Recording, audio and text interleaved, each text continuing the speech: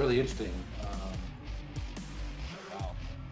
Yeah, really interesting how he considered the fold so heavily because people just under bluff in these $400 tournaments. It's really, really interesting. Yeah, I mean, what are his bluffs? You know, like if we really think about it, like sure, ace high, like ace high has some showdown value if you had ace five, and when he raises the turn with maybe some backdoor diamond draw or something like that, and he actually gets called in on this kind of board. Like, what hands do you have that you're folding? And it's gonna have some misdraws and things too. So I think calling is the only option myself. Let's see if Boogaloo got away from it. Ooh, call is 6. So this is close between call. Really interesting. So call is 6, raise is 7,500 is 10 points. And I'm going to say he said that because this is a very bad player. And so he thinks the very bad player is going to stack off here with worse queens a lot. I'm going to guarantee that's what he's going to say. Very interesting, though. I thought call for sure was the right answer. I never am in this spot. I don't know. Interesting spot, too. I think this is a little bit of a lesson for everyone out there, too. A lot of times, the hands we want to float with, like this one, are better as raises. So this kind of falls in that category. Yeah, and he was kind of an echo chamber for us there, saying, you know, we just get better hands to call and worse to fold. Yep. Like, he's going to have some gut shots in his range. He's going to have spade draw. He's going to have king X. And we kind of know, I mean, we kind of identify kind of what cards are going to be bad for us on future streets. And we're aware how to proceed on those cards. Absolutely. So, yeah, that's a very good point. You right. That was the best. You didn't say anything. You won. Just straight up. You won. I'm just spewing. All right, so ooh, look at this. You're not opening this. You just looked at this. You're not opening. Button cut off, hijack, low jack, under the gun one. You are right. Come on now. Okay. I am. So let's see if he. He's got to open it, or there wouldn't be a hand. You wouldn't I'm be already equipped. down on points. You're already down on points in real life. Now, obviously, you're gonna cheat, but I'm gonna evolve. you're gonna adapt, right? All right, let's play it. I'm going to cry if he says he's folding here. Like, if he's like, yeah, you should be folding this in this kind of tournament, and you were actually right. All right, cool. Wah, wah. Like a spot where we have Ah! standard. Yes.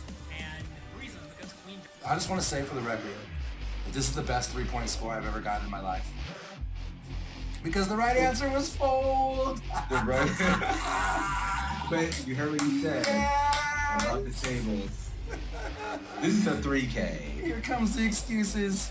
10 The points excuses fold. to It says open right if your here. table is particularly tight and weak. Welcome to the $5 2K world. I mean, you know, the $11 10K. I'm opening this, yeah, for sure. This is the best 3 points of my life.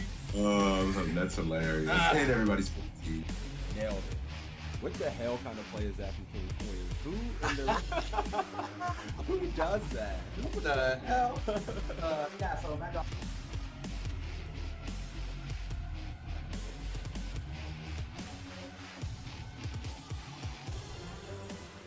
Jonathan Little's an absolute crusher, so it's nice to have him. Yeah, I agree, and I Just always love coaching. playing right after sessions like this because I feel like my brain's warmed up. I'm thinking through things, and so it's a good way to start your session for sure. Right. All right, guys, this is it. What's up, Mike? You want to give a gist? He was saying Narco Cop was playing about depipping about 28% of hands. He had been very aggressive in this $10 buy-in, and here are the options to fold, to call, to raise to 1,200, raise to... What? Wait a minute, he made it 800, and my man's giving options to 12 and 1,400 amounts. So it's already getting kind of spicy. That's so nasty. To be on the site with these other crushers, you know, well-known poker public figures is pretty exciting, I'm not gonna lie. Yeah, I didn't mention that when I was kind of giving a little intro here too. You know, Assassinato, Matt Affleck, John Little, all coaches on the site, so very highly respectable, quality poker content. Yep, Evan Jarvis as well. You know, remember Evan Jarvis, Matt Affleck, Assassinato, John Little.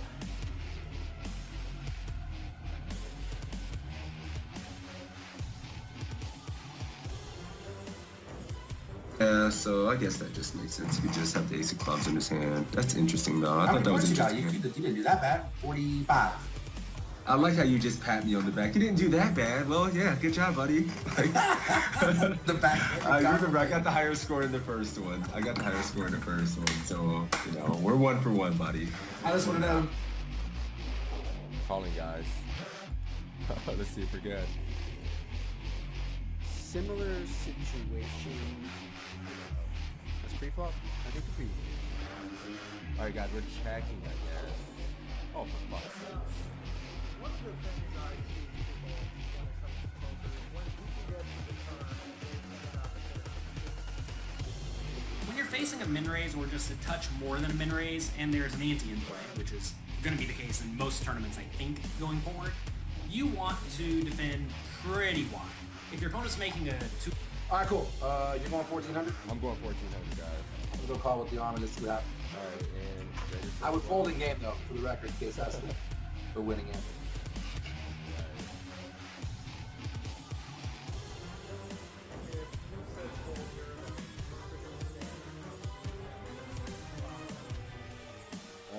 You won. You win. I have to concede. You win. 14K. 14K, let's do it. Let's do it. Well, no, we cannot win. This is a pretty rough spot because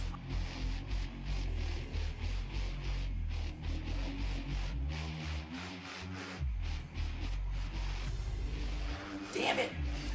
Mm-hmm. Where do you gonna get my chat? They like naughty things. They like just beer, alcohol, you know. All right, let's do I can do a $10 ACR giveaway. A $10 ACR giveaway courtesy of my man Toe. For me beating that ass heads up in this. Sorry. No, I'm kidding. We'll do this. We'll have to do it at least once a week, man. And then, you know, we'll do it. We'll do it every week a couple times. So it's a tie. I guess we got to give out $10 to each other's communities. We'll just do our own $10 free roll for each. Or does that sound fair? Yes. You know what this means. You win. I give his chat $10. Take it. So that's cool Filthy because we have animal. 2 ties and then a win from you and a win from me. This is like the epic battle. It's perfect. It's great. Yeah, we're even Stevens. This is awesome. Take it. I love it. You know, Stop. We got a giveaway going. Let's run the giveaway for the $10 ACR winner. Closing the giveaway. Drawing the winner. My man Sebs are getting the $10 ACR giveaway for this one.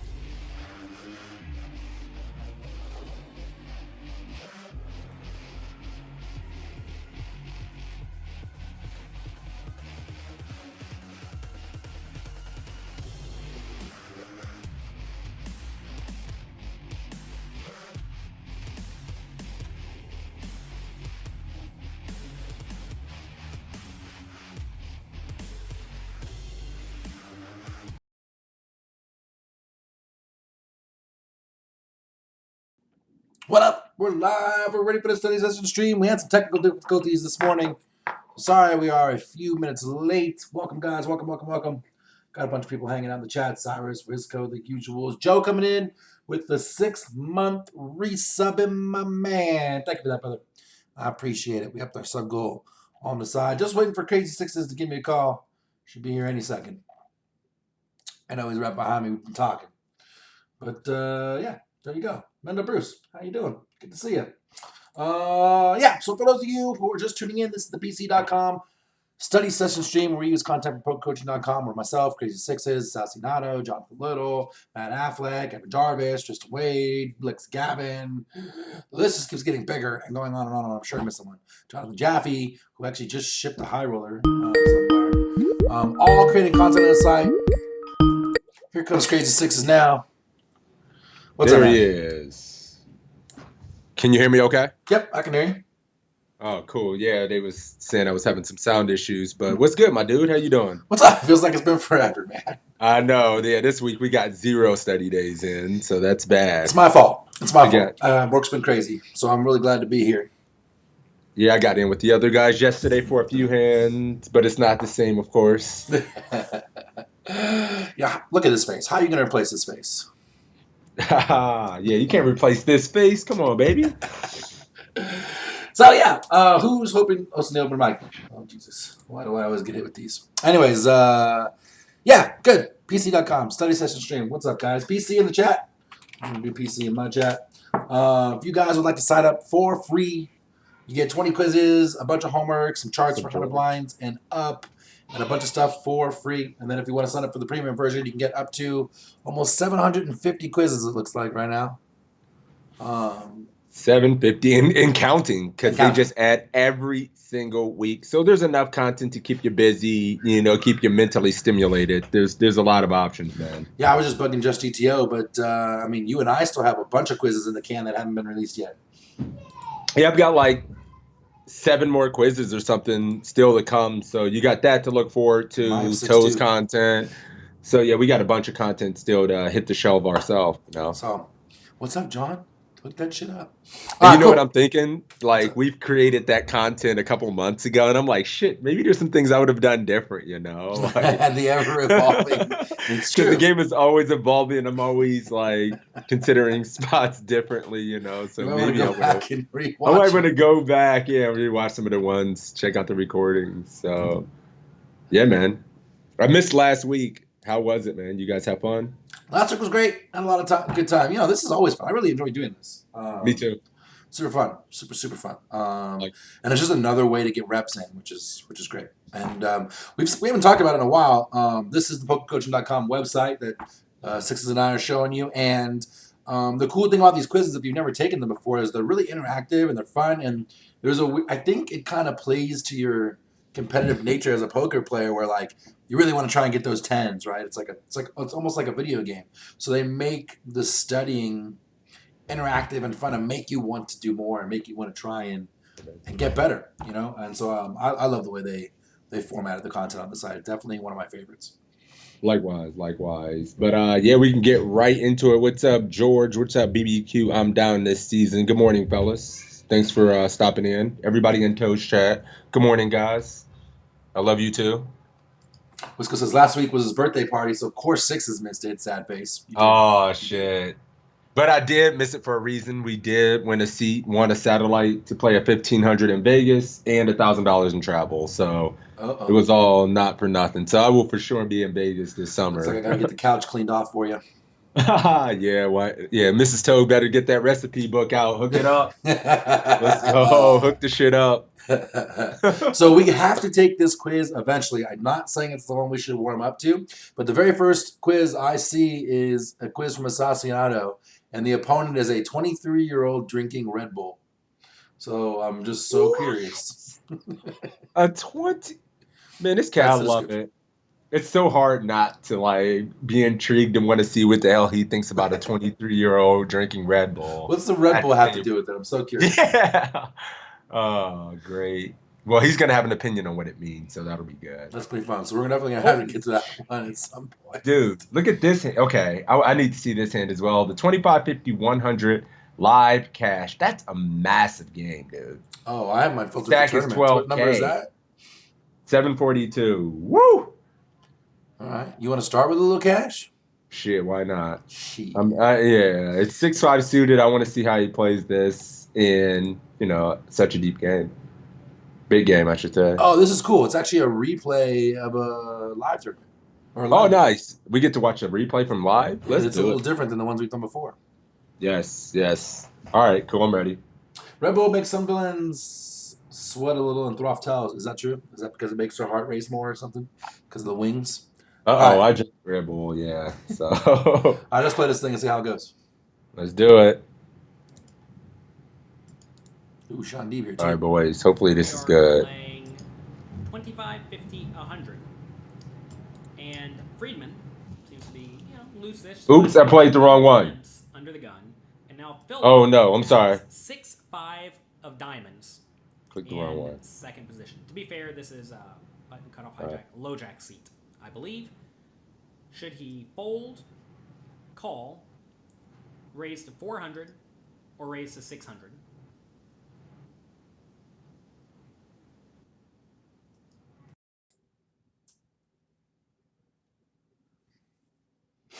We gotta wait for Sixes. He had some trouble. He had some trouble getting the video started, so we'll give it a second. I like this format here. So it looks like the raises from the spot is the low jack. All right. Can you hear me? Yeah, I got you. So let me see if I understand the situation correctly. He's under the gun after the straddle. Friedman is, and he has a decision with pocket deuces. Or am I misunderstanding? I thought he said it was 5-6 suited. Oh yeah, it was 5-6 suited. I'm sorry. So It does say that Freeman has pocket deuces though. Oh yeah, Freeman does have pocket deuces, but we're acting next with 5-6 suited. Oh man. So that makes this. I'm confused. I'm confused with all the Me too. graphics because that is not Sean Deeb, Frank Casella, or Matt Glantz. That is fucking Phil Lock. Yeah, we're just we see the stacks and the situations, but we're looking at different players. So. So this is going to be a little bit I'm difficult. pretty I wish I sure could he see said the rest. Of the 5-6 table. suited from the low jack. We got a limp, and then we still got these three. Oh, maybe that's what it is. It's a straddle from Casella, a limp from Friedman. We're in the low jack. We're in Phil Lock's spot with 5-6 suited. And we got Deeb and Glantz in the blinds. That's what's happening. So we have 5-6 suited in the low jack with a limp and a straddle. I'm probably making it Or 600. straddle on the call. However you want to voice that. Yeah. What are you guys thinking? I mean, I don't know. I'm between here. I'm really stuck for a couple reasons. One, I don't play cash. Two, like, God, like the It's gonna straddle's just provide us never a getting chance. folds at this point, and so we're bloating the pot crazy style. Well, like there's 275 in the pot. I think 400 is going to give too good of a price, to call. So I would like to go 600. It's going to give us good coverage. On high card boards, we can still represent the top of our range, a more strong linear range, and then low boards, we can actually have it. Like I don't play a lot of cash, and I definitely don't play these limits. So I have a question for you, my friend.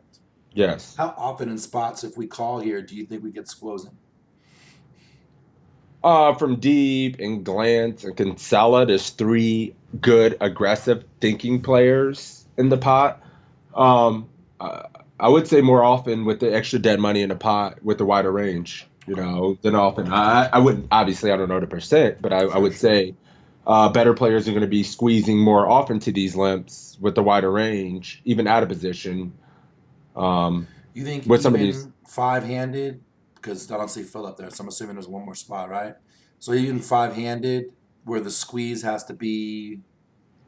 Well, so it's big. also interesting. What's also interesting? We can also just call some $500-$600 bets because we get to play the hand in position, so we don't have to make it 600 and then have another player come over the top. So maybe calling would just be the best.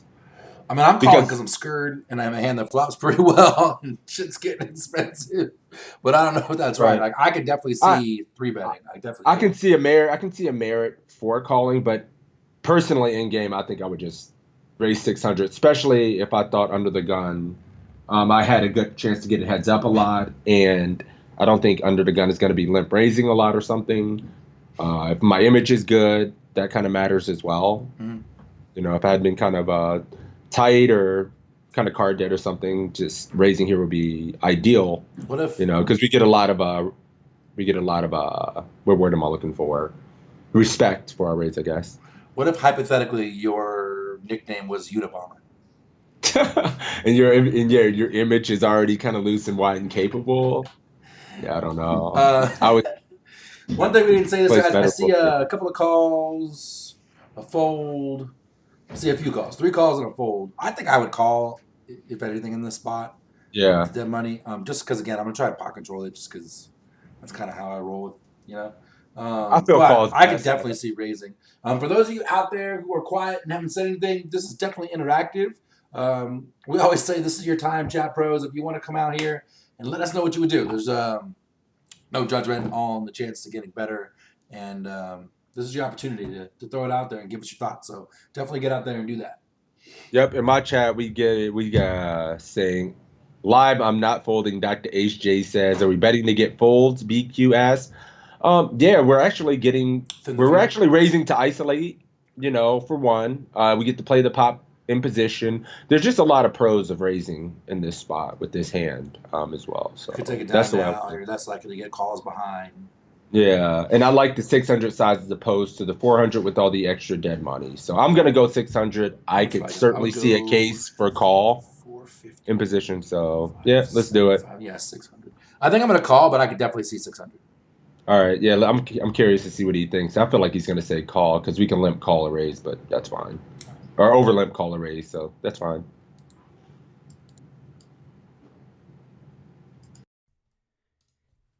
In this situation, I would tend to just limp behind with 6-5 of diamonds. It's a hand that flops very well. Multi-way, you're going to do decently enough. If you limp and then someone you attack raises, as will often happen, there are loose aggressive players behind you. You can very easily call a raise and then go from there, being about $12,000 deep. Because if you limp, someone makes it 600 or 700 or whatever, you can just call and then go from there. So that would be my plan. I would call. If you are going to raise, I like a bigger raise.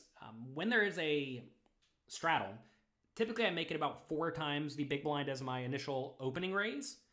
So if I'm going to be raising over a limper, I'm going to make it 5 or 6 times the opening raise. So I think I like a 600 raise in this scenario, especially when we are playing very deep stacks.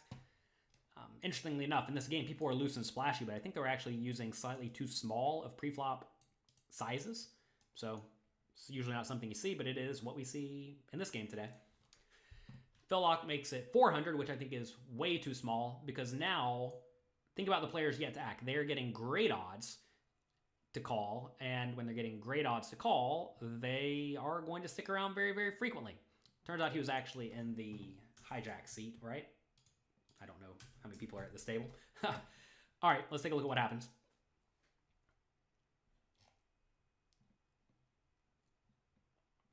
Doug Polk re-raises to 1,500.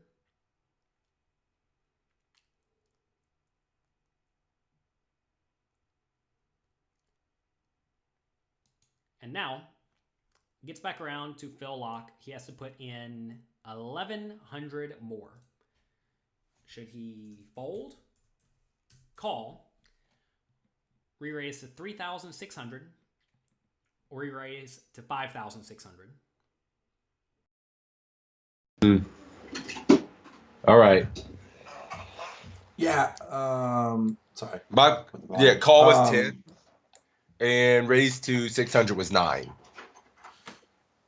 600 was 9, really? Yeah, it was 9 points. So he really liked. It was really close. Yeah, it was really close for him. So I can get behind that. Yeah. So what happened is Phil raised to 400, which not a good size, but he did, and then it goes to Doug in one of the blinds, I believe. No, Doug Polk is in the cutoff, right? Was the cutoff wherever he's sitting. Wakes up with ace king, fires a 3-bet to 1,100 to 1,500. So it's 1,100 to call. Thank you. A little less than 3 to 1, like Joe said. Yeah, I mean, I think BQ says call. I mean, these options, I just don't know if I really like this. These raises. There's definitely one option that stands out to me. Yeah, same here. What are you guys doing in chat? Yeah, what's going on? Bovine's calling, not scared. Yeah, BQ's calling. At this point, we need to see the flop. We're going to surrender our $400. We're going to surrender the 400 with the hand that plays well, even though you're out of position. It is almost 4x, but we are super deep. Yeah, I think we should. I mean, what are you doing here, Toe? I think I'm just calling. I think I'm probably just folding. I'm like, Jesus, this is getting crazy. I can't. What's wrong with me? I don't want to fold. Anybody else in my chat folding? I mean, the good thing is we have position, so that's definitely better. I don't know, like, aren't we like 77+% of the time going to face a c-bet? Be out there with a pair that's got no kicker and probably not going to be top pair. Yeah, but at the same time, we have a hand that could crack. overpairs plays well versus some of the ace king, ace queens. Relatively easy to play when we hit our mid pairs and some weak top pairs. We just get the fuck out of there. And when we flop high equity draws in 2 pairs and things like that, I mean, Phil should not be. I don't know. We're so deep in cash. I don't know. And I know Phil probably won't.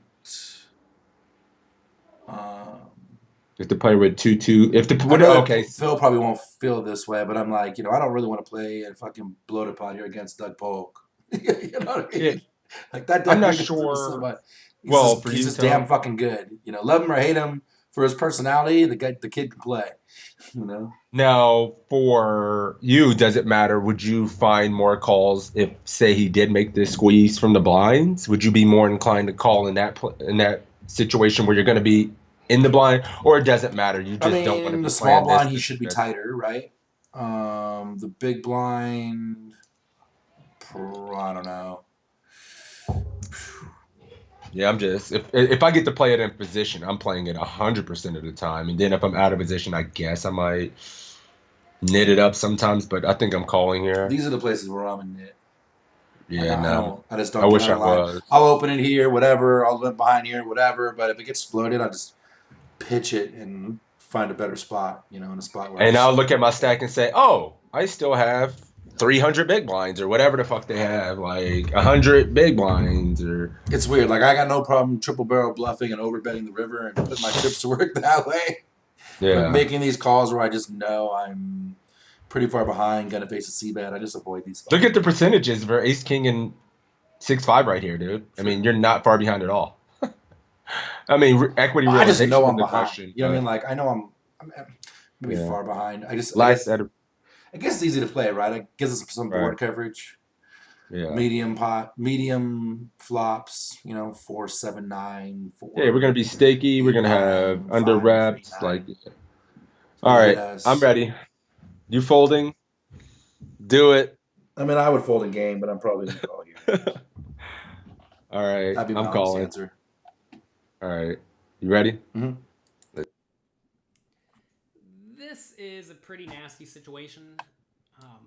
Really, it shows very clearly why you'd much rather limp, because if you limped and Polk raised to whatever 600 or 700, you could just always call. Now when he makes it 1100, it's way nastier. Notice actually Polk here uses a slightly bigger raise size, which I think is good. I think he used a very fine size, and it seems like the other players in this spot would have raised to like 1100, and then you're not really pricing out your opponents, right? And here, by making it 1500, he puts Locke in a pretty bad spot. And I think right here, the best play for Locke is to just fold. You're out of position, and you're not getting great odds. So I think folding is just the right play. But that's not what people do on Poker Night in America. They're always too splashy pre-flop, and being too splashy pre-flop, well, sometimes works out and sometimes it doesn't. I definitely don't like re-raising either, unless you just think Polk thinks you're a super nit. But who knows? Who knows what they actually think? Flop comes, and this is a situation where Locke should be checking everything to Polk, because Polk has a significant range advantage. So you're going to check.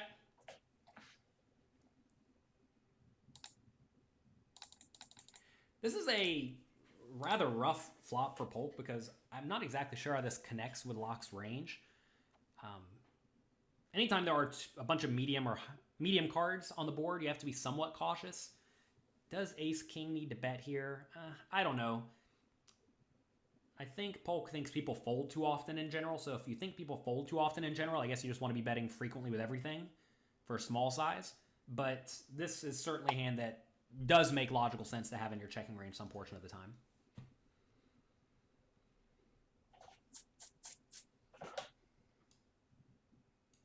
As you see, he does bet small, which kind of implies he's going to be betting frequently.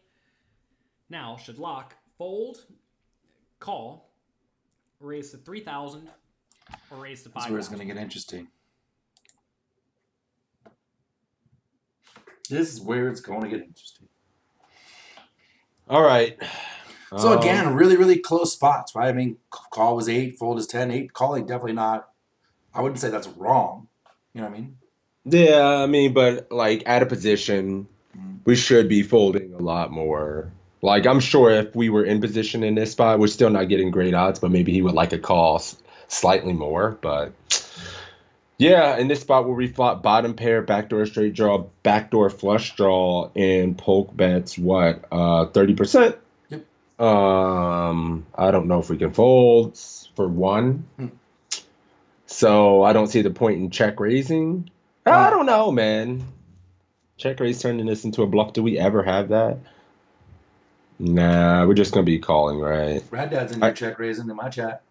Check call from Cyrus and Joe. Marlon coming in late. What's up, buddy? Good to see you. Medium in Uh-oh. hand to a junk hand, says Joe. So he calls. Brad Dad would go 3K. So we got one raise. We got a couple calls in my chat. Both I'd line call calling. with bottom pair and flush draw. Poke could be C betting. JPG calling. Yeah, just wide. Yeah, we got a couple calls in my chat as well. Chat Revoke likes a raise. Chat revoked the machine. I'm sure Machine Gun likes a raise. He came into his hand late. I don't think he saw the beginning part, so Nah, it doesn't give him a matter. pass. Right. Yeah, I think I'm just going to call. I don't know. It feels like a situation where we could just check raise, but if he comes over the top, I don't know. Interesting, because I can You like see. a check raise? Yeah, I do. So can I, man. Bottom pair and is as good as it's gonna get. Hard board to hit. You know it sucks. The C We bet can't- is small. We can't see our effective stack here, which kind of sucks. But I would say our effective stack. We started the hand with 12K. So we're gonna put in. I go to 3. 30 or 40 On Team percent of our. 3K with Rad Dad and Chat Revoked.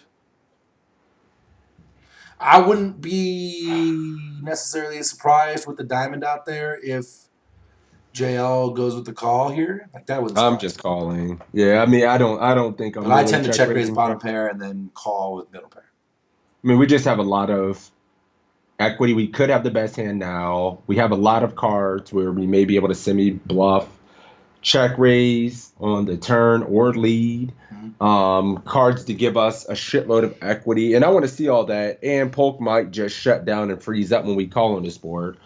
And we got showdown value. So I'm just calling here.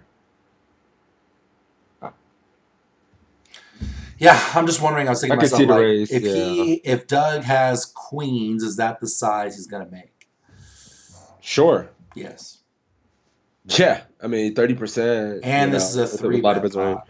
He's gonna balance his range in this So spot. let me think about this for a second, because this is a 3 bet pot. Maybe because this is a 3 bet pot, I think I'm gonna flat it.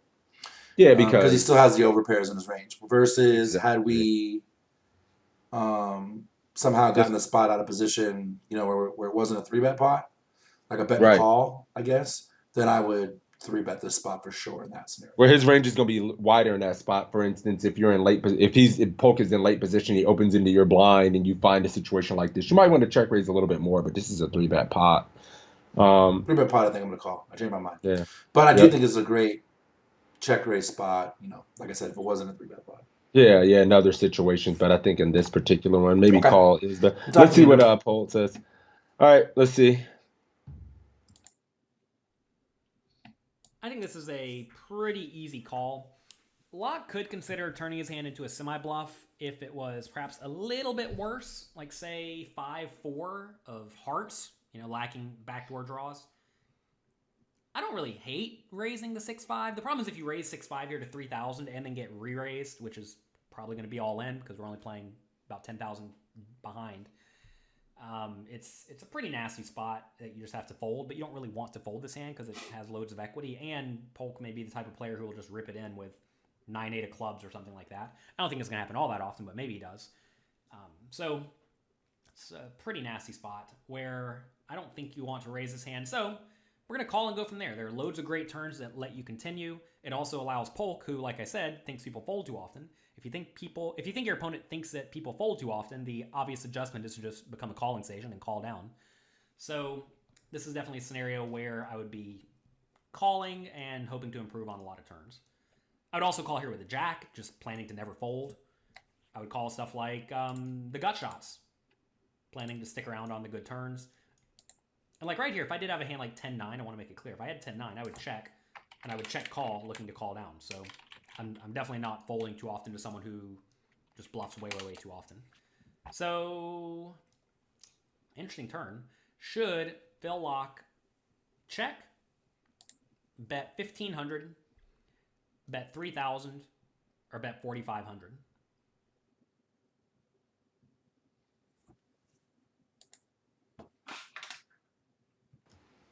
So now he's implying that we should have some leads in our range here on this turn because range advantage could have changed.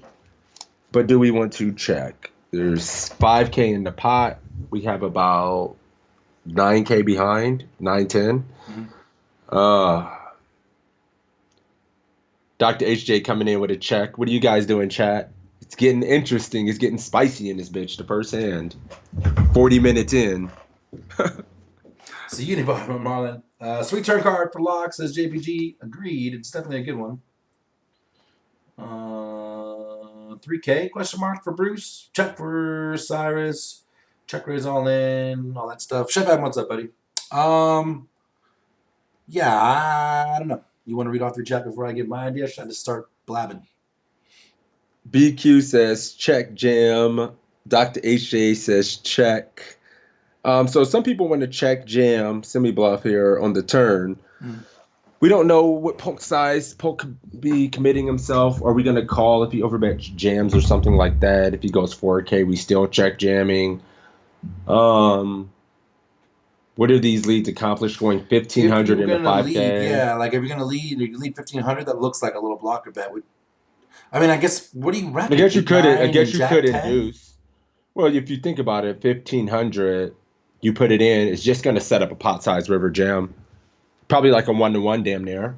There's going to be like 8K in the pot, and you're going to have about that behind. So I don't think necessarily we need to go all that big. If we were betting some of the strongest value hands that we have, trying to set up a 1-to-1 on the river, I don't think we have to go that big if we think about effective stacks. Yeah, so, we're getting some questions in my chat too. I mean, we can get it on the river. I think poke slows down here, checks back. I'm probably wrong though. I don't know if he slows down. That's kind of a okay bet card for him. No, it's an under to the jack. We're not going to be folding our jack X. With 2 overs in a gutter, he could fire twice, right? To try and get like, what, 8s, 9s, and 6s. Not much, right? To fold. Yeah, and then he has good equity versus those, and he's in position. So if we check back on river, he can make our lives pretty hard with those hands in some cases. Brandon says, check shove is better than bet call off. This is, I would tend to just maybe check here, but I don't know what's best here. Honestly, I could see. No, I mean if we're bet calling. Yeah, but the stacks are awkward, right? He's only got 6 or 7K behind. 8. He started the hand with 12. So yeah, he's got like 6 or 7K behind. Look at the pot, right? Yeah. 10K behind. I think I'm checking. I wouldn't just lead into Doug here. Yeah, although we just have so many strong. I also think like in a 3-bet pot, the 10 is good for his range, right? He's gonna have a lot of ace king and ace queen and ace jack and king queen and shit like that, right? Yeah, I don't know. Checker goes small. Weaker pairs, but all the pairs hit sets except for 8 9s. So yeah, I think I'm checking. 15 outs. Ginger's checking. So we got 30% to get there. What's up, Cap? Good to see you, buddy. And we could have the best hand. All right, let's do it. 60%. I think we have to call chatter votes. Yeah, we bet 3K. You're not folding. Got a pair. You're gonna have fucking. Yeah, you're gonna have out like half your stack out there. Yeah. With the pair and the flush draw, like all right, here's the rest of it, you know. Yeah. All right, cool. I'm gonna check. Let's see what happens. This is a fun one because obviously the 10 lines up pretty well with Polk's range, but at the same time, it also really nails Locke's range, especially if he has 9-8 in his range and Jack 10 and 10-7. And also he has a lot of very obvious busted draws like 8-6 suited. I say a lot, maybe he doesn't actually have a lot. Whenever you don't actually have a lot of busted draws, leading starts to become a very viable strategy. The problem is that he has a pair. If he didn't have a pair, like say he had 8-6 of diamonds, I really like leading. Alternatively, though, he could check shove all in with those hands, so maybe it is fine just to check. I mean, it's tough because I don't know exactly or even roughly how this card lines up with both players' actual range. I mean, I have like a perceived range in my head of what I think they're doing. And Polk usually is not going to have a whole lot of Jack 10 in this scenario. And Pocket 10s is a small number of combinations. And 9-8 suited is a small number of combinations. And the fact that I know he likes to bluff makes it to where we should probably instead just check call this hand. But I definitely think this is a card where we should develop a leading strategy, especially when we have a lot of nut hands in our range and our opponent has a lot of hands with equity, right? Like, say we do have 9-8 and Polk has king-queen, which is certainly reasonable to have at this point. You don't really care if you give him bad odds to call, right? Same thing for Jack 10 or whatnot. Or Ace Jack, right? So this is a weird one. I think leading is certainly viable. If you are going to lead, you want to be leading on the bigger side just to really polarize your range. But I think this hand probably fits best in the checking range because it can pretty easily check call, especially knowing Polk has all of the ace-king, ace-queen, king-queen, maybe even queen-9 that will keep bluffing. And if he does have a hand like 10-9, he's probably going to be inclined to check behind, and that just lets you see the river cheaply. So I think I like checking. All right. Lock does check. And now, should Polk bluff this turn? I think it's probably not a good spot to bluff because, like I said, Lock has a whole lot of the gut shots, which made a pair, or the straight. He's going to have a whole lot of jacks to raise pre-flop and then call a re-raise, right? Like ace-jack, king-jack, queen-jack that are not going to fold. I mean, maybe Polk thinks he can make him fold out a hand like 7-6 or 6-5. Maybe he thinks he can make him fold out a hand like 10-9 by the river. But again, like I already said, I mean, Lock, I'm sure, is paying attention to what his opponents are doing. And I imagine if Lock had 10-9, he's calling turn and then just not folding on the river.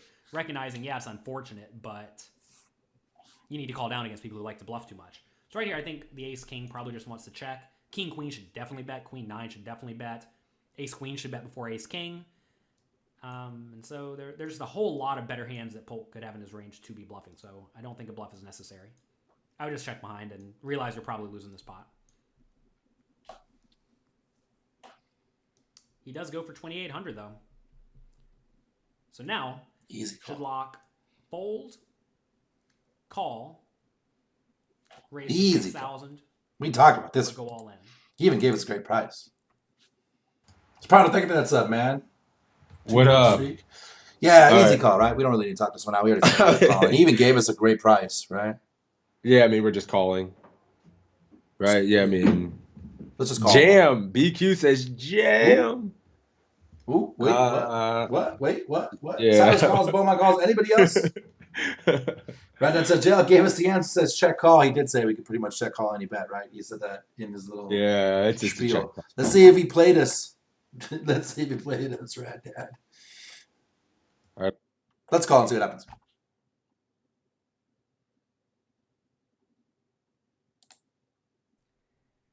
This is an interesting spot again, mainly because I'm not sure how much showdown value the 5 has, right? Like, if you think the 5 is just going to get to check behind sometimes on the river, or go check on the river and win, then I definitely like calling. Also, if you think Polka's insane, and you can call the turn and then call the river, which seems really optimistic to me, then I like calling. But I also think raising here all in would not be so terrible, because that's going to make Polk fold out all the unpaired hands, and for all we know, it may actually make him fold out a hand like 10-9. Because notice here, if Lock goes all in, it's for a total of 1, 2, 3, 4, 5, 6, 7, 8, 9,000, right? Plus whatever he has in his hand. So it's for like 10,000. So that's going to put Polk in a bad spot with all of his hands that have some equity. And I mean, I see here he has the best hand, but I think Lock's going to have a pretty tough time realizing his equity on the river. So I actually think, now that I'm thinking through this more, I think he should probably be inclined to jam it all in, because I'm not actually sure this 6, or I'm sorry, the 5 is going to be able to realize its equity on the river. And if you presume you're behind, meaning you are going to call turn but then fold on the river when you miss, against a loose aggressive player, that kind of just plays into their strengths, right? So for that reason, I think this is a scenario where Lock should probably turn this hand into a very strong semi-bluff and jam all in, recognizing probably queen, jack, and better calls, but worse hands, which Polk could definitely have, and be value betting for protection, right? Like say he had ace 10, maybe he bets turn, although probably not. If he had a hand like 10-9, maybe he semi-bluffs it, maybe not. But it also protects against the over cards And clearly whatever Polk has and he's betting, if it's going to have some equity, right? So I think probably jamming is just going to be the right play. Initially thought calling would be the right play, but the more I think it through, I think jamming is right. Calling's also fine though, but I just don't think that's going to play out so well against someone like Polk who bluffs too often, unless you're just planning on calling it off with bottom pair, which I don't think you're planning on doing.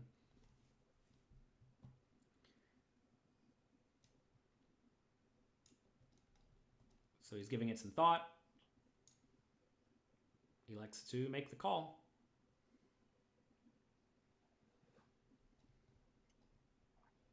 So now, river is the 5. And now, Locke has the effective nuts. Should he check, bet 5,000, or go all in? I mean, come on now. All right. What do you like? What's up, boys? What do we like here? Check against Doug Polk. Check for sure. Yeah, Peanut, I agree. We got Polk sitting there. Kev says chin scratch was a tell. It was, right? He was uncomfortable. I actually kind of agree with you there, Kev. Phil locked it? Yeah, when he faced the bet, he scratched the side of his face, and he was just uncomfortable. Wasn't sure if he should bet or call. 5K says Mendo Bruce is going to lead out into him. 5K for Cyrus. Marlon screaming, bet the nuts, bet the nuts, bet the nuts. It should be about 7K. Yeah, ish. Definitely ish. I don't know. Like, Easy. do we just lead out into him? Like, we can't just No, lead this out is, into him. dude, we check. It's either Doug is going to continue to bet his overpairs, very strong top pairs, and things like that. And now when we check, we include bluffs.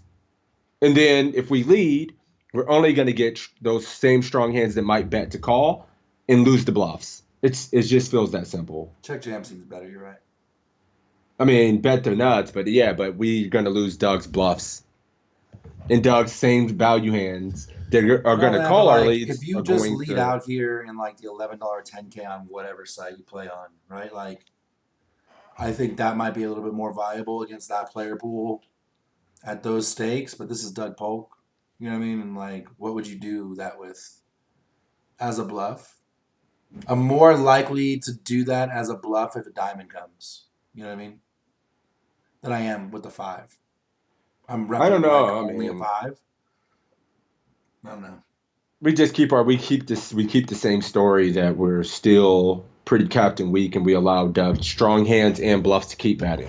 Like I just wouldn't lead here. But if he has a reason, I want to learn why Jonathan might lead here sometimes. But I think it's a pretty clear check. But I want to see why he would lead here, because a player like Doug, I would just want him to still have hands he may want to continue bluffing in his he's going to bet his value range, like he's a top pro, so he's going to be betting for value appropriately and have enough bluff, so fuck it. Yeah, this is a weird thing. Like, we check call. We don't just lead. You know what I mean? Like, that's just a fucking weird line to take at this stakes against these players. Like I said, in the lower stakes, that shit might work. But here I'm leaning to check, and everyone's going crazy, bet the nuts in my chat. But, like, the way I'm going to bet the nuts is by check raising. Yeah, let's see if Jonathan does lead the effective nuts here. So I'm ready. You ready? Polk probably thinks he has. I'm fighting with my soul about not betting the nuts. You got to be true to yourself and go ahead and lead the nuts here. I don't know if I would do that in the Doug, though. Like, I'm playing at a different level here than I'm playing at the stuff that I'm usually talking about. You know what I mean? So, like, it changes a little bit, right? Oh, I'm sorry. Yeah, right. Like, this is not the fucking teaser, the scrimmage. This is fucking Doug Polk at 25, 50, 100. You know what I mean? Like, this is a different fucking scenario. Right. I guess I'm checking. I'm stay true to myself. That's what I would do in this spot against him in this spot. Let's do it. I hate myself. If we leave, we lose bluff equity. This is a spot where you want to check. Seems like a very, very clear check to me, because if Polk does have a busted draw, and there are plenty of busted draws available. I mean, notice you have the 6-5 of diamonds, so in theory you block some diamond draws, but not many of them, and not many of them that Polk will have, besides a 6 of diamonds, right? maybe 7-6 of diamonds. So really, you don't block many of them. So for that reason, Polk has lots of ace king, ace queen, king queen, queen 9, maybe queen 8 suited if he's really getting after it, 8-6 suited if he's really getting after it. And also if Polk does have a marginal made hand, like let's say he does just have ace 10 or jack 9 and was betting turn. Again, I'm not sure if all these are in his pre-flop range. They may, maybe not, I don't know. But if he does have these hands, then he's strongly going to consider folding to a river bet because there aren't actually a whole lot of busted draws. So given we think Polk bluffs too much, and the fact that Polk could make a fold with a marginal made hand, I think this is a really, really clear spot to check, and then do not fold to a bet. So Locke's giving it some thought. And he elects to jam all in. And I don't like this play because Polk's just going to play very well on the spot. Polk gives it some thought. And, you know, funny enough, this is actually a reasonable spot to consider hero calling. The problem is that for all we know, Locke may be turning a hand like 7-6 into a bluff, or 8-7 into a bluff, or 10-9 into a bluff. Who knows what he's doing? That said, I mean, look, I think Locke plays well enough. A little bit tight, but I don't think he's just going to be running insane bluffs with marginal made hands. So if he is bluffing, it's going to be with stuff like king-queen backdoor flush draw, ace-queen backdoor flush draw, right? The problem is Polk has the king-queen, so he blocks... I'm sorry, the king of diamonds, so he blocks king-queen of diamonds. So that takes away one combination of that. Maybe he thinks Locke could have something like king-9 of diamonds, which block that. So if there is a hand to definitely fold with that is a, you know, perhaps a bluff catcher, I think this one's it. If you didn't have a diamond, to be a little bit closer, but even then, just fold. I mean, when people make the bet here, it's just a fine spot to fold. Some people may think, well, since the 5 is way better for Locke's range than for Polk's range, shouldn't Locke have a leading range here? And I think the answer is no, and that's just because Locke really shouldn't have a whole lot of 5s in his range. The check call flop and check call turn, besides exactly ace-5 of diamonds, 6-5 of diamonds, and maybe 5-4 of diamonds. And some of those hands should have just folded pre-flop, right? Like the 6-5 of diamonds. So in this scenario, I think Locke has a very, very easy check on the river, and if he checked, I think Polk would strongly consider bluffing. Although probably not, because he can check behind and beat some draws. I mean, who knows? Maybe he bluffs, so I don't know. But anyway, I think Locke, knowing what I know about the opponent, should definitely just check and have a very, very easy check call. This time, though, he rips it in. Let's see if Polk becomes a super calling station, which I don't expect to happen. He is getting good odds. He has to put in 6 to win a total of about 23. So, I mean, he needs to win 25% of the time or so. But, I don't think you're there.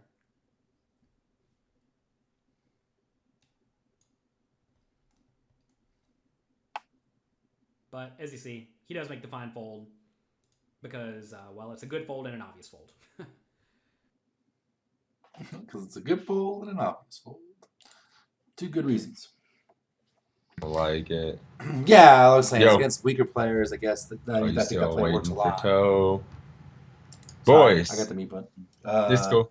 Saying against weaker players, that play works a lot, but, you know, in this lineup, in this situation, Yeah.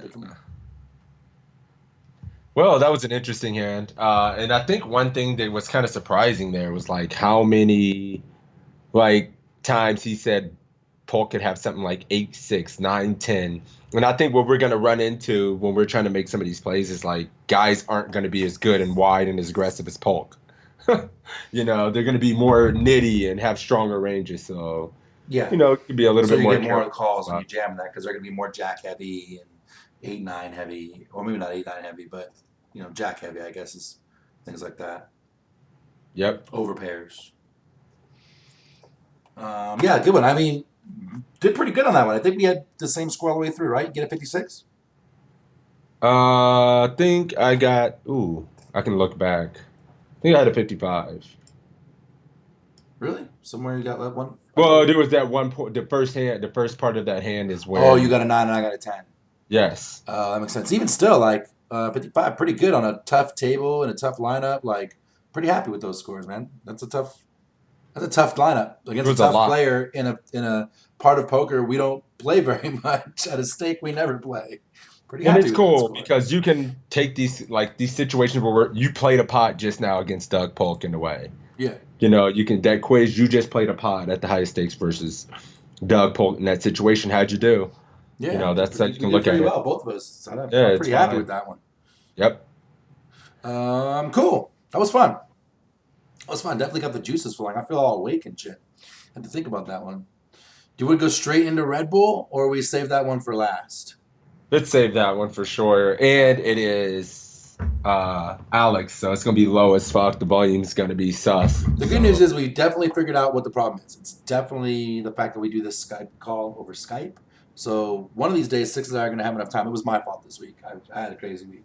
But to test some things out and find a way that we can communicate to each other that you guys can hear that won't fuck with the volume so bad. So at least we've narrowed down to we know what's up. Yeah, it's painful, It's but yeah, it's Skype. Somebody did a request. George, buddy of mine, says do 739. We're back in that.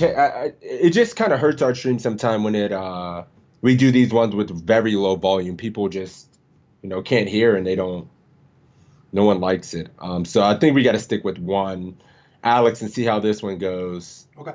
And then we'll try another one.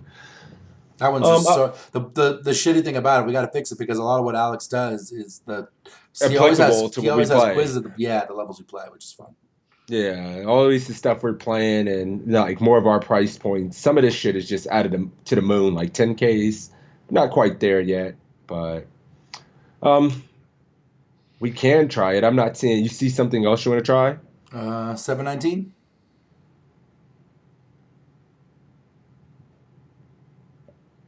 Yeah, 10K. Let's do it. Main event time, boys. Weak fish in the main event. WSOP main. You ready? I'm ready. Let's do it.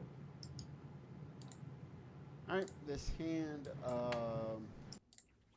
continuing on stack sizes, unless it's really relevant, I just always set it to 100 big blinds because the main event's pretty deep stack, and so you'll notice if there's any stack sizes that are relevant to the hand. This hand we have King Jack suited in middle position, very strong player on the button. Weak fish is going to open for 1200, 3x. Should we fold, call, raise to 3600, or raise to 4800? Who's 3-betting the fish because the strong player might squeeze or 3-bet us? Weak player opens, King Jack suited on 100 bigs. What are we doing? Shows flatten, Sopranos flatten. What's up, B Millie? Doing? What you doing here, B Millie? I want to hear your poker mind, that great poker mind that's been suppressed. Yeah, Yeah, he used to play a lot. The beast. Yeah, unleash that beast in there, boy. All in every hand. 4,800. What you doing? Marlon, what are you doing? Where you at? Damn, I see all 3-bets. Cyrus, Cap, Joe. What are you guys doing? All the regs are out there. And we out there lurking. If we flat that button will squeeze us for sure. Just because, I don't know, he's still got to have a hand, right? Sure. I'll be able to I think flat this and call a reasonable squeeze. Ginger is folding. What? Not the Ginger that I know. Red Dad's calling. All right, for me, my chat. Bovine is folding too. I 3-bet or fold. Whoa. I'm raising, but I'm bad, he says. B Millie says. Go all in, get naked, and throw the shoe at the dealer. Love it. What's up, Risco and Cyrus are both flatting. Cyrus unsure, though. I know what I'm doing. I'm actually going to surprise, but I think this is going to be a 3-bet spot. You think he has a label on this? It seems like people are getting like leveled by the button. I think that because we are so deep, we flip our strategy and we're supposed to be 3-betting the suited stuff here and just folding King Jack off. And then also isolates and gets his heads up against a weak player. Yeah, I can take it. I'm going actually dead in the middle between 36 and 48. Like I would go like 4K or something. Yeah, I can see the logic behind that in the cash game. I think particularly because this is a weak player, I probably just want to play post flop with him. I kind of want to call this spot. I know deeper we want to use this as a 3-bet a little bit more. It has better playability, but I think I'm just calling. And I'm the aggressive one. I'm the one that likes. I hear GTO. I hear just GTO in my head. So do I. And I know this deep. I know he 3-bets it. Well, yeah, specifically in cash. Yeah. Right? However, if we're like 40 bigs deep, 50 bigs deep, and you flat it, the strategies flip at that point. It's a little bit of more advanced thinking than what I feed the team toe guys a lot. Yeah, all right, I think I'm gonna go 36 and see what happens. Yeah, I mean, even if I was Marlon's going flatting, to now I'm doubting myself. See, I'm a cash player, so raise for me, B. Millie says. I feel you. Yeah, George 'cause says you're I on a would big team. call I actually think it's unless I valid. was scared of the button. 3-bet and 3 folds from the hijack cutoff button. We have position. We players generally play nitty. What's up, Mark? It has nothing to do. I think most of his opening range is dominating my hand, so flatting gets me in tons of trouble when I flop top pair. Fair enough. 3-bet, getting the button to fold. So it says at the end, we can't be afraid of what may happen post flop. Can't be afraid of the squeeze, and we should know how to navigate post well enough. True. So when you're deep, you should be 3-betting the suit. 3-bet to isolate, especially because of the strong player on the button. Hockey baby, I agree. I mean, we're 100 bigs deep. If that's the case, if I'm 3-betting, I'm going 48. Like, fuck it, let's do it. All right, I'm gonna do 36 and see what happens. We're I gonna don't know. deviate.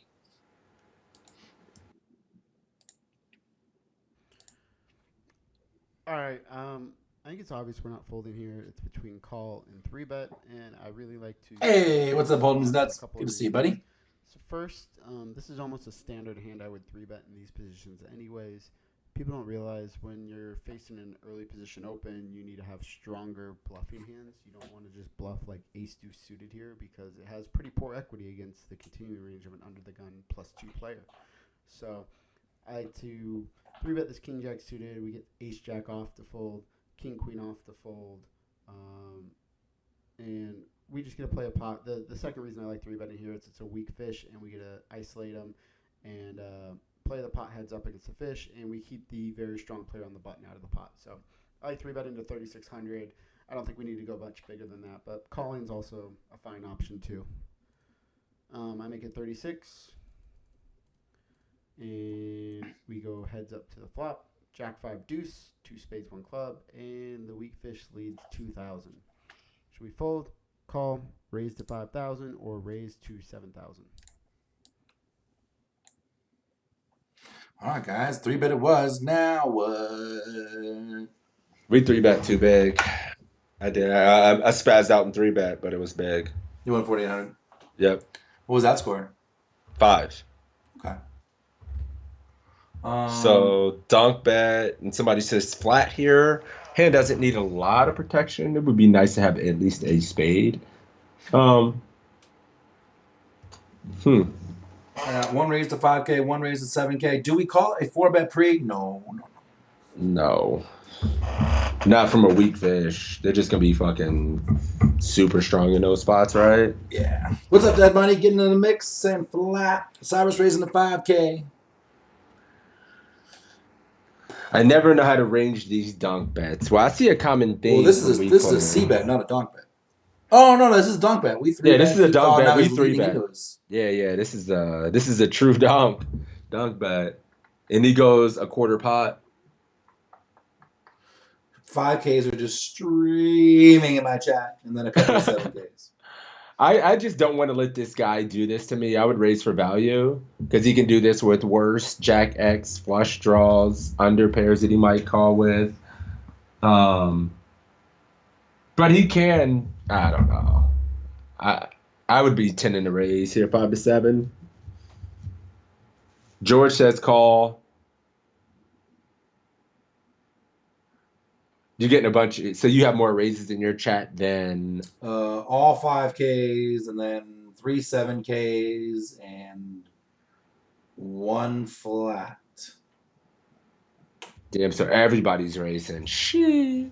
Peanut says 7K. Dr. HJ says 7. What you doing? What are you doing here, BQ? Damn, now I'm feeling like 7K. You guys got. I mean, I'm like aggressive. I mean, Show brings up a good point. He says if it's truly a weak player, he'll pay whatever price we give him for a draw. And so we get value by raising. Are we ever worried about raising here and then him coming over the top and putting us back in the, us opening up the action and then him being able to just, are we going to go with it for 100 bigs in the main? You know? If we make it 7 and then he just jams or something like that. We heard from sets of 5s and 2s right away. Keep him wide, says Dead Money. Might be persuaded to go 7K now. 3x to 6K is something, 7K is more proper. If I was going to bet, 7K is what it would be. Yeah, it gets fucking crazy. It just sucks to let him set this price with, like, if you guys have spades. So I'm really struggling and, like, thinking raising is better. And I don't know that we're going to get any more value from, like, pocket 10s, pocket 8s, pocket 9s.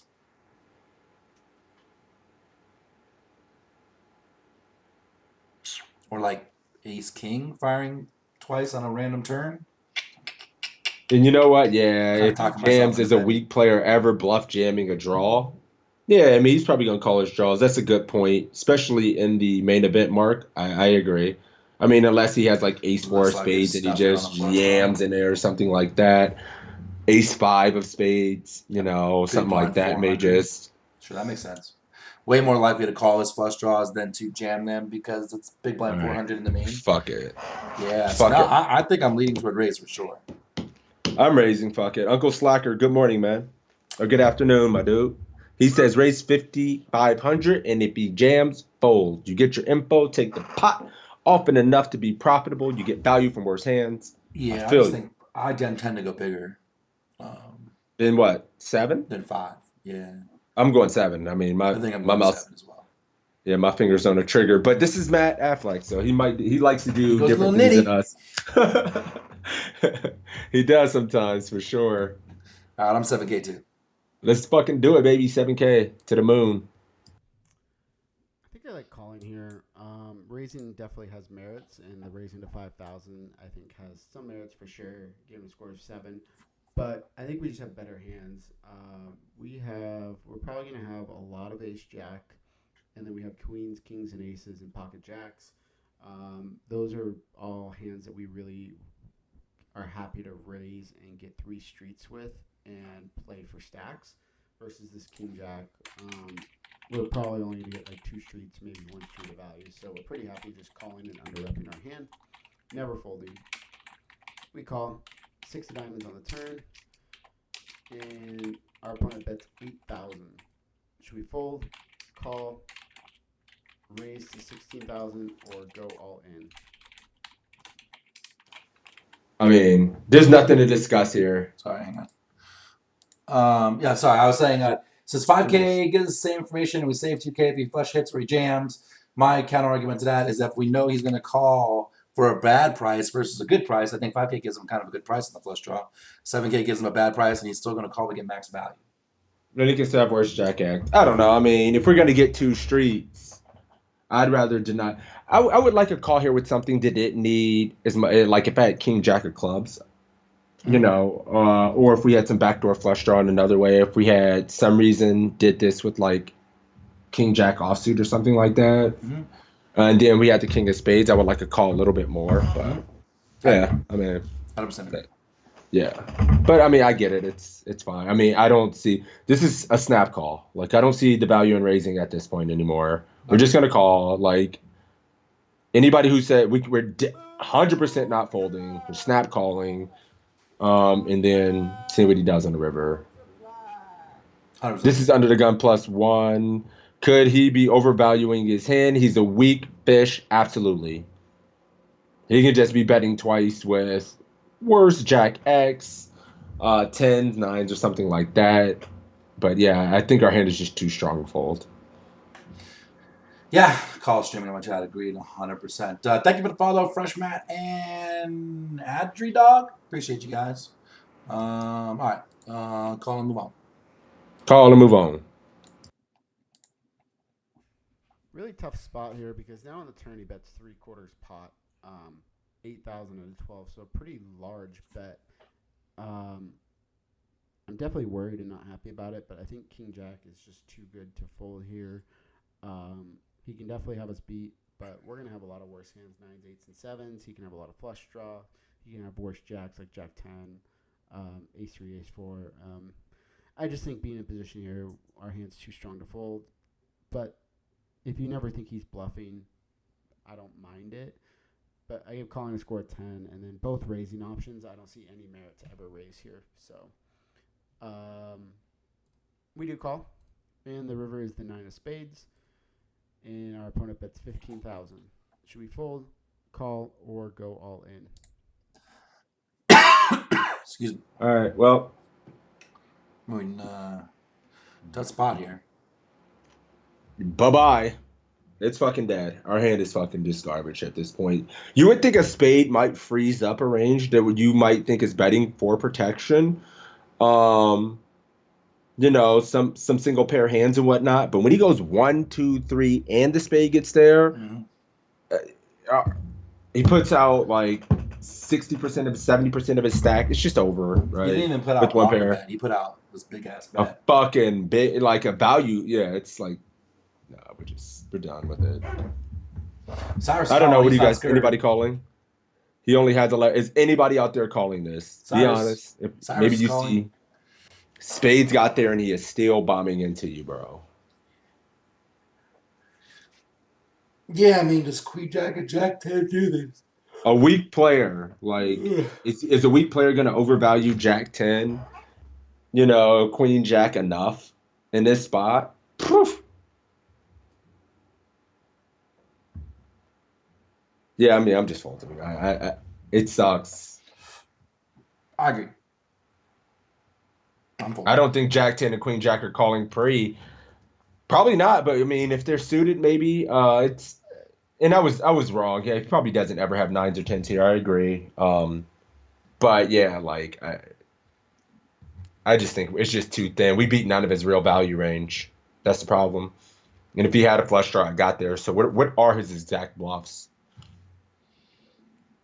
Yeah. I can't think. I don't even know what his bluffs are, but I think is he valuing Queen Jack and Jack 10 is what's going through my head.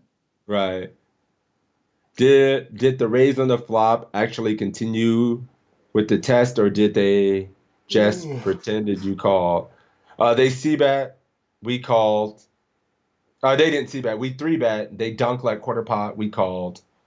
They led turn. We called. They lead river, and here we are. Ace 4 of clubs could be a bluff. Yeah, Ace 4 of clubs just goes ham. There's one hand. All right. Yeah, Ace Queen suited. Ace 3 of clubs, same hand. Ace Queen of clubs, right? Okay, we're starting to get somewhere. No, that's it. Yeah. There's no more. All right. We're done. Yeah, so it's just saying you called flop. Yeah, we just called, but we 3-bet pre. So I don't know. We're gonna fold and see what happens. Yep. I think we have a pretty easy fold now with the spade getting in. He could still be bluffing with like Ace 3 or Ace 4 of clubs for sure. He could still be overvaluing a hand like Queen Jack, but seems unlikely. And he's bet so large here. I think we can definitely still. We have all the flush draws probably. We have a lot of flushes we can call with here. That's probably what we. Like our threshold, I don't think we need to call as much else. If we ever slow played like pocket jacks or an overpair, we have those, and we have all the ace jacks. So I don't think we need to dip down into worse jacks than king jack to call and be just fine here. So non-spade would have been very interesting. I don't know what I would have done. I still might have folded, but it would have been really tough. But I think this is pretty easy fold. And we did fold.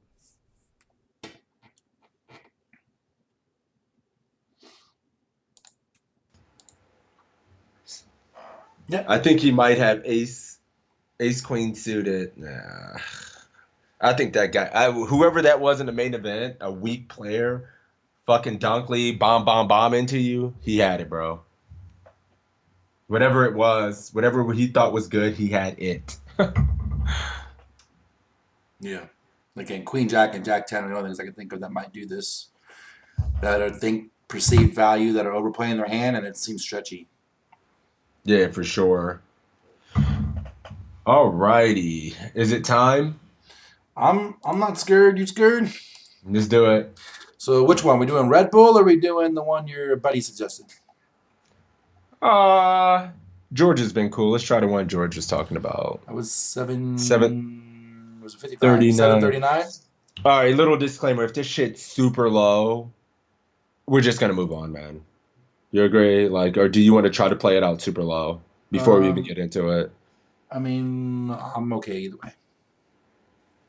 All right, cool. Well, let's see where we're at. Let's just do it. All right. 739, boys. A7 suited.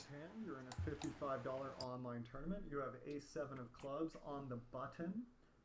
Under the gun +2 goes ahead and raises here. He is a solid reg. This is a site that does attract more regs. He gets called by a couple of regs and one more loose passive player. It's on you here on the button. Would you like to fold, call, raise to 1500, or raise to 2500?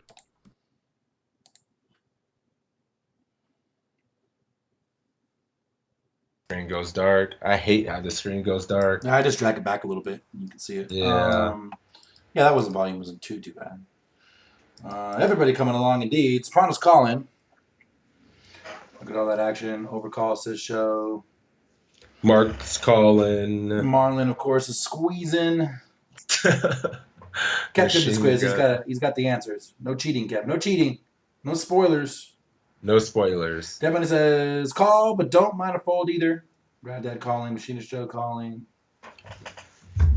Dr. HJ's calling. BQ's calling. Uncle Slacker's calling. Let me get Uncle Slacker, fellow streamer out there on the streets, been doing his thing. Good to see you, buddy. Let me give my man a little shout out. You guys should check him out. Ginger guy, calling. man. Nuts calling. Call. All right, so yeah, I mean, We're getting I'm great calling. odds. Go Yeah, down. we're just calling. Yeah, this combo is not going to have that significant playability when we actually try to squeeze it. It's not going to play as well as like a suited wheel ace or like ace 9, ace 10. So yeah, I'm just going to use this one as a call. Yeah, and it's okay to squeeze hands like this if it's one or two people, but this is 4 players with 2 more left to act. Like it plays good multi-way because we can just call and flop a flush draw, right, Dr. HJ? But outside of that, it's... With the call, are we getting the blinds a great opportunity to squeeze? I mean, kind of, except the squeeze has to be like a third of their stack. And then they have to go to the flop. You know what I mean? Like, it's just so big. That's what I was saying. Like, that's why when we squeeze here, I mean, what's your squeeze going to be here, Marlon? 750. It's going to be like 2.5, 3K out of your 10K stack. Yeah. They're just flicking the call. Like, I don't know, just I can see merit for these things if we're really getting after it and we know this guy's opening in too and wide. The guy's opening under the gun one, too. Like, good point.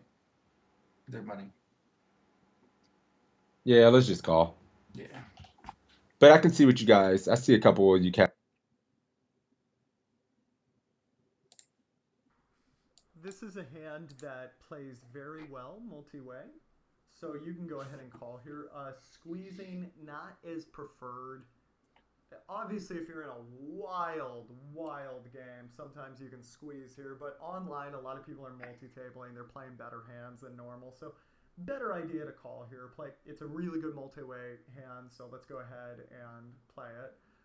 Typically, multi-way, the hands that are going to win are like 2 pair, 3 of a kind, set, flush, straight. You want to make sure your hand can make those combinations if you're going to play in a multi-way pot. Just big cards like a king-jack offsuit or something like that isn't going to help you as much. But this, we can play multi-way. So we call, and we head to the flop. And UTG +1 bets and gets a couple of callers, and it's on you. Would you like to fold, call, raise to 1500, or raise to 2800? Yeah, that's an oops. Yeah, pretty easy spot. I mean, there's a clue in this hand as to what I'm doing. Show says we can't fold yet. Soprano's calling as well. Joe's folding. We need a fucking 7, huh? Or we need even a king. We might just be behind the chop. We're likely somebody likely has a better ace for sure. Yeah, I mean the board is talking We to don't me have and any saying, backboard. "Deuces, I'm gone, out of here." I mean, I want to fold. A bet right? and 2 calls. I mean, they can't both have queens and kings, right? Like, like what? Like, and they flat it pre. someone's so got an ace. Ace 10, ace 9. They could do both. All 3 players have a worse ace X. You know, like. Bye-bye. Yeah, I'm probably still calling though. All right, so if you know you should fold and yet are still going to touch the iron, that's on you, buddy, my friend. I don't know. I mean, we probably should fold here. We are just never ahead right now, right? Yeah. 35. We're getting 5-1 or something. Yeah. There's 2 callers. Someone's got something, right? Like one's got 6s, one's got 8s, and one's got ace 5. Like, what are we? We're feeling stretchy. Always optimistic. I'm too optimistic. It sucks. Maybe it's just spewy. We should just fold here because I don't know. But yeah, we're getting like 5-1 with an ace on fucking 3 outs. With an ace on the fucking button. Yeah, I'm calling. Fuck it. 5-1 with the ace. You are fucked. You Please, are. I'm a psychopath. 3 outs. Yeah. So you're 12% ish to hit your hand. If a 7 is good. If a 7 is good. You're 12% if a 7 is good. Oh my god. You think Alex is falling? I don't know. I mean, well, fuck what Alex is doing. You're 12% if your 7 is good. Like, I hate this. Guys, should we be folding? Yeah. 5-1 with it. I'm calling. Fuck it. An ace is also now to a split. You know what I mean? Like, so I'm folding. There's no question. All right, let's call. He's folding. I'm calling. This is a fold, guys. I remember the setup for this hand. Tight players, solid players. You son of a bitch. Which tends to be what my legs play. $50 and higher.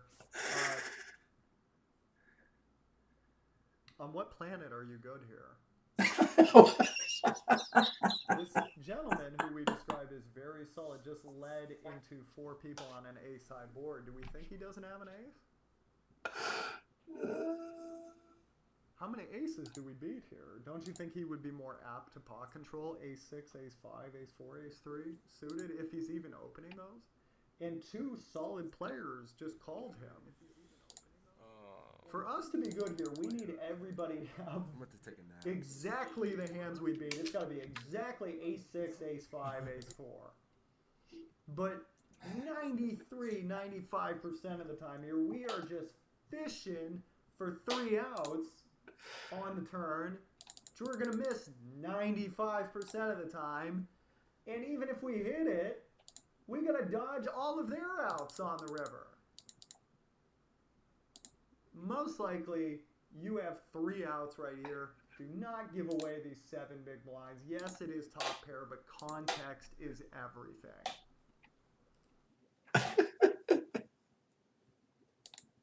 You ever get bad grades in school and you come home with some bad grades and you're getting scalded? Like, I know I fucked up. Like, that's how it feels, man. It really feels like I came with some fucking badass grades on my report card and I was just like, I don't know. That is so funny. He's like, oh, in what universe are we good here? He's saying, what universe? It just like, oh my god. Well, those are you guys in my chat and the 9 and 6s. I was in there dropping a bunch of emails. It was fun. Oh man, the needles. Oh, that was fun. All right, well, the quiz is over and I failed, and we got to go back to take another year of school, so that's fine. How many points was the call? Was it really bad? Yeah, it was 5.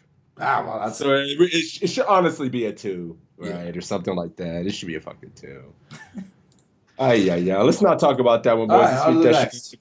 Yeah, on to the next one. Move on to the next decision. You know, and that was good. I've lost every single quiz today, boys. I'm feeling fresh. I'm ready for tomorrow. Fuck yeah. Fresh. Get it out now before Big Sunday.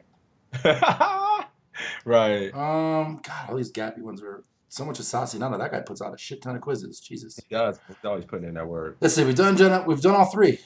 Oh, you know what? How was the sound there for you guys? Was it pretty good? Like, is the sound finally pretty good for Alex now in some of his newer quizzes? Because if so, we'll fuck with it more. Oh, sound was fine. Nice. Okay. Yeah, it was definitely better. So we did that. I got time for maybe one more, and then I'm back to rehabbing. So. Oh, yeah, I got time for one more, and then I have another study group to go to. Oh, I'll be listening to that while I'm rehabbing, so that'll be fun. Cool. All right. So we have to do Red Bull then. There's no question. We did Red Bull, didn't we? Oh no, we didn't. It's Red Bull time. All right, let's do it. All right.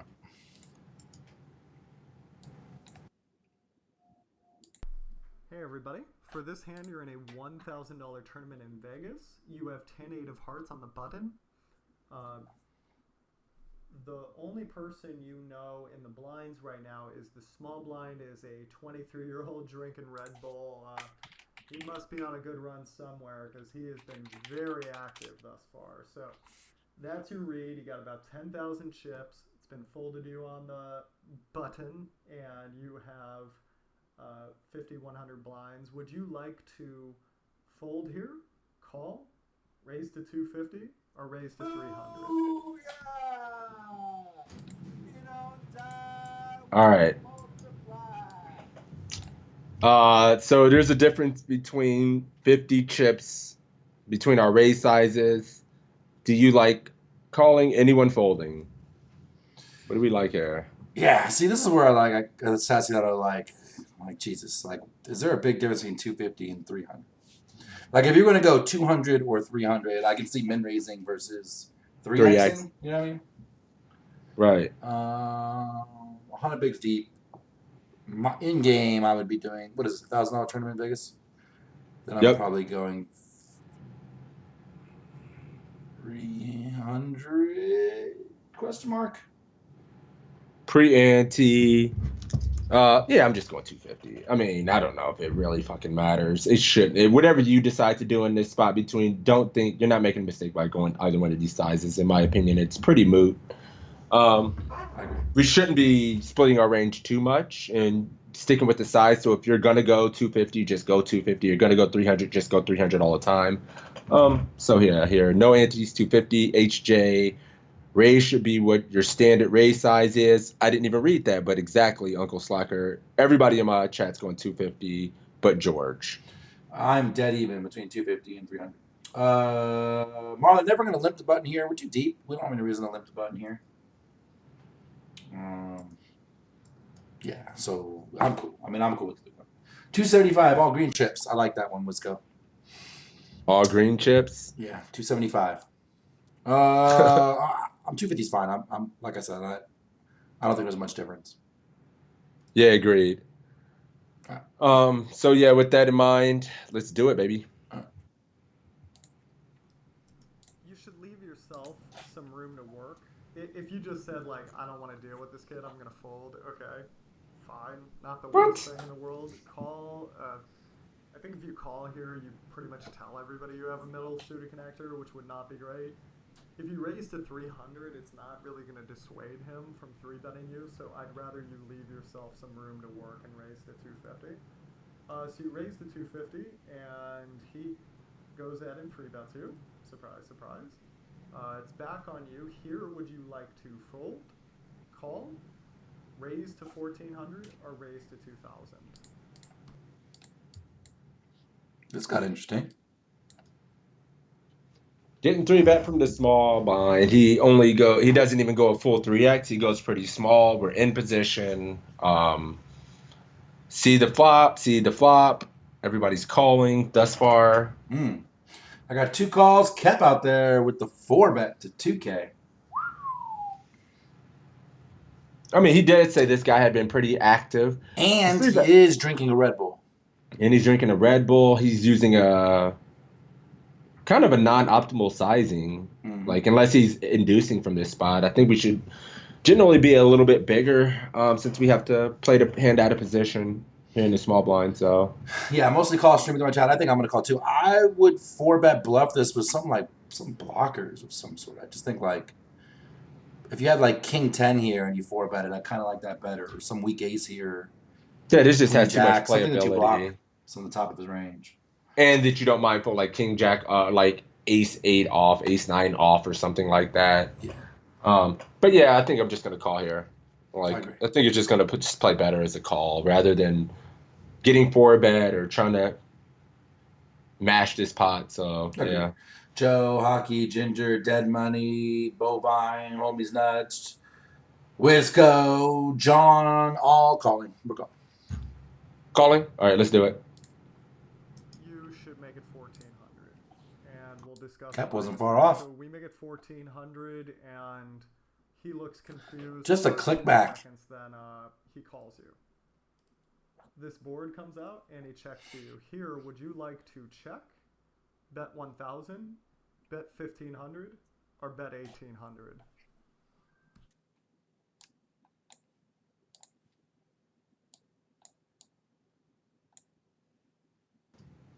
Well. What's up? You don't have any 10-point clickback in your game there? Yeah, I know, right? The kitty game is down the street, motherfuckers. We clicking 10-8 suited nowadays. Let's go. Yeah, I think to take the check out of the thing, I think we click back specifically to buy the C bet on the flop, right? Like, Yeah, and if we're gonna see bet, we have no real equity at all, and I would just go bigger for one and give this shit up after that. yeah, Kev says crazy flop. Cyrus says terrible board. It's really dry. Yeah, I was a little surprised myself. I mean, like, that's about as dry as it gets. 10-7-2, no flush draws, no straight draws. Yeah, I think our objective is to fold out ace highs and pairs. Yeah. Will 1K get that done when we have no real equity ourselves? Should we just be investing the minimum? Is the range just going to continue in elastic? So we should just use a small size, fold out what's going to fold out, and his pairs are just going to continue no matter what. I mean, the only part that I struggle with in that statement is the fact you said there's no equity out there when, like, I always have toe equity. You got the toe equity. Yeah, I mean, we have no hearts. We need... It's pretty mixed out there for me. 1,500, 1,000, 1,800, three 1500s, two 1800s, and two 1Ks. So it's all over the board for me. Ooh, Mark says, I'm double barreling this board 100%, he says. So if that's the case, which I mostly agree with myself, I'm probably going to go the 1K range myself. Cap, I don't even give up on this board. If this board was like, I don't know, King 9X, two spades, King 9X, In King position. 10, something like Yeah. that, maybe not King 10, King Queen X, something like that. You know, like something wet. This is dry as hell. This is Dude, we 7-2. 4-bet. There's no draws, right? Like they got an ace king or nothing. Yeah, we have to 4. If we 4-bet, we have to bet. You put jacks in a really tough spot here. I don't think Alex is gonna like 1K from experience with other quizzes because I've seen this man go big in this spot and just use it as a one and done. Shut it down. I'm just drawing from experience when I say go bigger. Personally, maybe going one and then finding a situation to go two on, but maybe he's just gonna go 15 to 1800 for one, maximize fold equity with no real showdown value, and then give it up. So we got 1500 BQ. BQ, you've been on fire today, my dude. I'm gonna go with you. We'll do that. There's a ton of great cards that kind of really help us for later streets. Yeah, I almost wish it was Queen High instead of King High because we have more overcards that we can rep on the turn. But Yeah, that's a good point. But I mean, think yeah, we we're got bluffing with no equity and just trying to get like ace queen and pockets nines never folding. Yeah, Mark, I would go 1K with my entire range as well. I just think Alex sometimes splits exploitatively in these spots. and go smaller maybe when he wants to induce and use more fold equity times he wants to, get more folds versus players who thinks might have wide ranges. So it's just kind of experience. But I would go 1K for sure in this I by think so myself. too. Kep wants to wait and see. He picks up some outs on the turn, gets a free look, and then can pot control it. I think we have no showdown value. We need to try and take it down All on a right. dry board. Let's bet 1K and see what happens. All right, let's do it. You left a little bigger. You're right. Down this entire hand to discuss what happened. So the way I learned this play is I had a Ukrainian pro who ended up winning a bracelet do this to me in a tournament. It was just very masterfully done. The great thing about poker is I can watch Kobe Bryant's jump shot as much as I like. I'm not going to be able to facilitate that muscle memory by just imitating it. I'm going to have to go to the court tens of thousands of times before I have anything remotely looking like a professional jump shot. But with poker, you can see a play once and go, oh, I get what he did there. That's really neat. So what you can do here, let's say you have a guy 3-betting you from the small blind. He's actually doing pretty well with it. What you can do that a lot of them have never seen is they're used to bigger 4-bets, and sometimes they have some plays against that.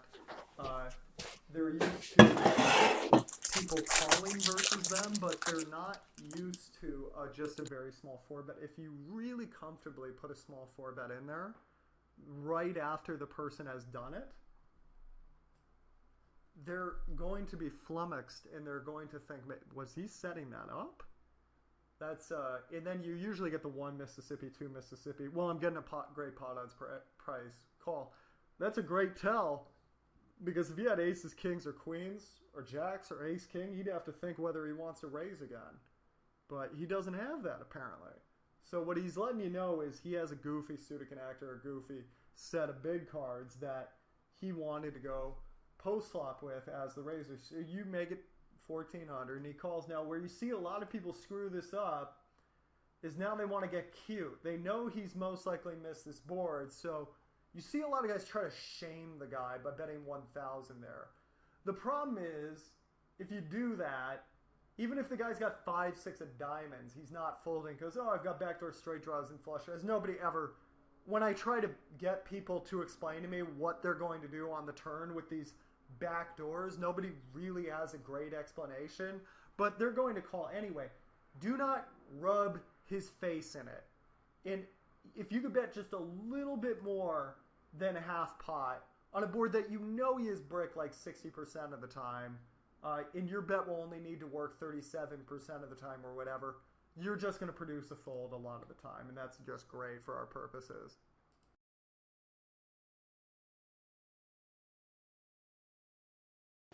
Alex is a trip, man. I love this cat. I love this cat, man. I told you, I've done enough of these. I think he's just going to want to fucking shut the shit down. Did you click it? I went 15 because I was going with someone in the chat, but they were close. We got like 8 for going bigger. Nice. 6 for 1K. Yeah, we got an 8 there. So that was good. I mean, he made some good points, and that's something that I certainly don't do enough of. I think it's a nice little wrinkle to have in the game to mix that in, especially versus some regulars that we play who it's really going to catch off guard, you know. Yeah, for me, I'm like, I definitely have some big bet, small bet variation in my game. I think most of the time when I do it, it's because the board's wet. You know what I mean? Or I'm trying to rep the shit out of it. I think this board's so dry, I tend to go smaller. But, 1,500 doesn't seem crazy. No. 1,800's also not all that bad. It's like 60%, right? I was trying to figure out how much that was. Yeah. I mean, I know this board's dry. We usually can use a smaller sizing. But likely, he thinks he's going to be able to... Like, he's not playing theoretically. He's just going to explode. So you know damn well he's going to use a smaller sizing when he's probably inducing in this spot, right? Or he may even check or go small or something, so... Right, it's a snack side. Yep, sorry, I had to run to get a snack. I'm dying. It's early for me, guys. I need some caffeine. Wisco says, see what he's saying. A lot of live tournament players just never fold for under 50% bets. I mean, when he asked for an explanation of what we were doing, we all said we were double barreling, right? So Yeah. we did have a plan. He says, let's see, I love the Shane play. What we want to bet smaller is we had a better hand. Yeah, I'm sure he would split. We kind of covered that. But he has to be followed by a 2/3 size on most turns. If he calls this, I don't think Alex is getting out of line at all. If he calls this 1800, we've kind of condensed his range. He probably just shuts down. Unless like an ace comes on the turn. Yeah, an ace, and yeah, I can't imagine what else. Nine, he's going to check call, check behind. Most likely. Yeah, something that gives us straight draws. Yeah, maybe something that gives us more equity because our hand can't showdown and win, and we're likely not going to check and realize the hand good enough to win, so we probably turn it into a bluff again. But either way. You got time for one more? These have been some short ones, or do you got to roll? I probably got to get ready to roll, to be honest with you. Yeah, I gotta pack up some stuff real quick and get out of here. No worries. Then I'm going to do my spiel. Guys, if you've been enjoying this, I record all of them, put them on the YouTube channel so you can watch this if you missed the beginning of it, or any of the study streams that have ever happened in the history of study streams. All on the YouTube channel. You can go in there, you can check it, like, subscribe, post any questions. If you have any questions for my man Crazysixes, I talk to him almost every day, so I will make sure that he gets them and twist his arm until he answers. We'll give him a exclamation point PC in my chat, exclamation point PC in Sixes chat. There it is for me. Click that link. You can sign up for free to get 20 free quizzes on the pokercoaching.com website, plus some charts for 100 big blinds and more, and some homeworks and things, webinars, all that stuff. I create content on there. My main man, Crazysixes, create content there. So get in there and check that out. There's some premium options too if you want the 750 quizzes and all the works, the bells, the whistles, all of that stuff. This stream happens every Saturday, noon Eastern, Dead Money. So thanks for coming by. Thanks for being involved, my man. And make sure you catch it every week. And even if you have to miss it, it's on YouTube. You can't go wrong. For sure. Happens all the time. One other thing is the staking. Don't forget, they're experimenting, doing some staking. Pokercoaching.com does do some staking opportunities. So you can get in there. You must be a member, sign up, and they put players in some 1Ks, $500 tournaments and such. So, yeah, check that out. You guys, thank you for joining us, man. We really appreciate the support. We love doing this, and we look forward to seeing you guys next week. Remember, you can get all that shit for free, charts and whatnot. And give my boy Toe some love. Make sure to go over there, hit that follow button for him. And, yeah, man, enjoy your weekend, boys. Yeah. One more thing about the staking. They just did it, and they did it for a guy for the events that Jonathan was playing in the UK last week, I believe. And dude made it day 3, so it was kind of cool. Everyone got to sweat them. And one of the ways they pick who they stake is how well you do on these quizzes. They check out, see how well you're doing, see if you're a good, worthwhile investment. So make sure you check that out. Yeah, thanks, you guys. You guys have to make some online MTT quizzes. I have 2 on the site. Sixes already has 1 on the site. Sixes has 7 more in the can. I have 6 more in the can. And I just yelled at Just GTO and said, hey. We need some more. It's been a couple months. It's been a while. So they're definitely already in there. We got 8 each that we've already made and submitted. So they're out there. Cool. That's it. Don't forget to tune in tomorrow. You're playing tomorrow, yeah? Yes, sir. Me and Crazysixes both playing tomorrow, playing all the big guarantees, the big Sunday, all that stuff. So make sure you tune into that. Make sure you hit the little follow button. Yeah, I think I'm playing a high roller tomorrow, so we'll see what happens. Probably play the 300 high roller and some other shit, but... All right, boys. I think I lost, so I'll run the giveaway. I definitely lost. After that ace fucking 7, I lost. So let me run this giveaway real quick. I'll get it set up, and we'll do it, boys. Cool. I'm going to throw the host over to you guys. And Team Toe guys, study stream, let's do top of the hour so we can all use the bathroom, get a snack, whatever you have. And that's it, guys. I appreciate it. I'll talk to you soon. Deuces. All right, boys, we're going to run a $10 giveaway for $10, PayPal or ACR. So make sure to get in there.